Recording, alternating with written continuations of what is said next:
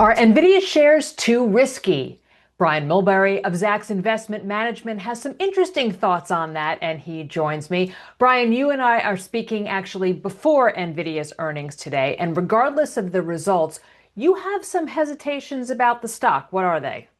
Yeah, the biggest thing is the concentration of this one stock in the S&P 500. It's down a little bit over the last week, but it's still 7.5 to 8% of the benchmark all by itself. So whatever happens to this particular stock, it has an outsized impact on the broader index just because of its weight, the market cap being over $5 trillion. But as I look at the beta here recently, it's a 2.1, which means, again, you have the largest constituent by market cap moving at twice the amount of the market. So whatever happens, good or bad, it's going to have an outsized impact on what the trading looks like for the next couple of days.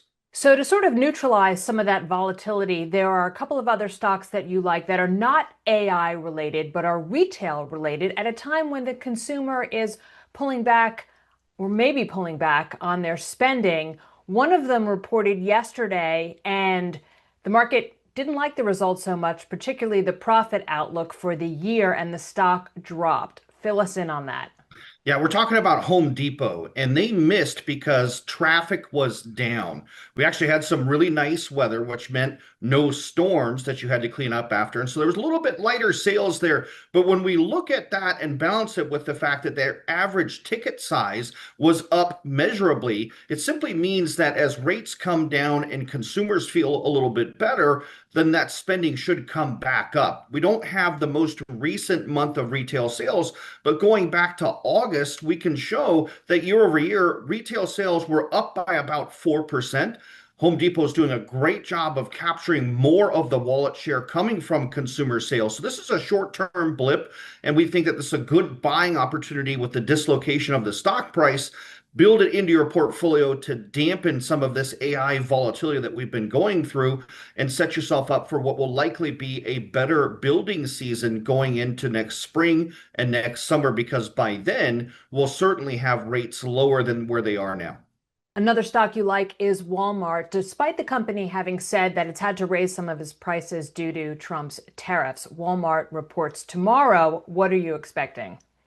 They have been really doing well at growing their digital footprint. And so the home delivery and pickup sales with online engagement, including a bit of a loyalty program that's growing very fast, is also capturing more of the consumer's wallet share, something that we really like to see because it leads to better EPS growth over time. Even though the top line might be a little bit variable and there is some pressure from tariffs, Walmart still has the alternative, which is the generic for everything that's out there, whether it's milk or motor oil. You can find a lower priced alternative right there on the shelf, or now right on your iPhone if you're scrolling through the app. And so they've done a wonderful job at competing directly with Amazon for home delivery, but they include a different choice for consumers where they can stretch the dollar if they feel like they need to.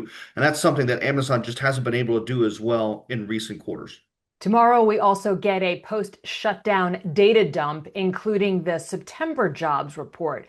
So, combined with Nvidia's earnings results, are you expecting a major move up or down with Wall Street's main indexes? What are you kind of bracing yourself for? Yeah, I think that the market really is concerned that we're not going to get a rate cut at the meeting from the FOMC next month. So it's just a few short weeks away. So this data that comes out tomorrow becomes incredibly important, and it will have an impact on markets up or down. And we're back into this bad news is good for the stocks, because if we do get some light or soft jobs data that would be inclined to lower interest rates because the Fed is worried about a weakening labor market, we'll have one of those bad is good type of days after the data comes out tomorrow.